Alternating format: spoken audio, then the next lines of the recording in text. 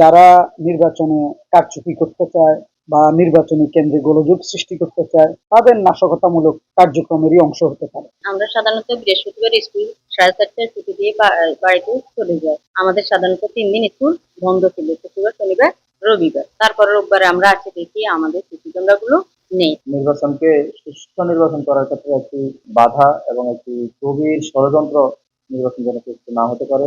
নিঃসন্দেহে যারা নির্বাচনকে বানচাল করতে চায় অথবা অন্য কোনো দূরদর্শী যাদের আছে তারা এই অপকর্মটি করেছে।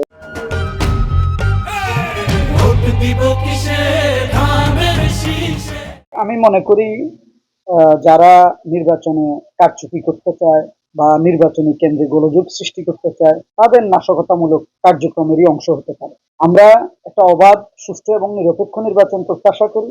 আমরা এমন একটা নির্বাচন প্রত্যাশা করি যেখানে কোনো ভয়ভীতি থাকবে না, যেখানে জাল ভোট দেওয়ার প্রবণতা থাকবে না, যেখানে নির্বাচনী কর্মকর্তাবৃন্দ নিরপেক্ষভাবে ওনাদের উপর অর্পিত দায়িত্ব পালন করবেন, এমন নির্বাচন আমরা প্রত্যাশা করি। সেই ক্ষেত্রে সিসি ক্যামেরাটা অত্যন্ত গুরুত্বপূর্ণ।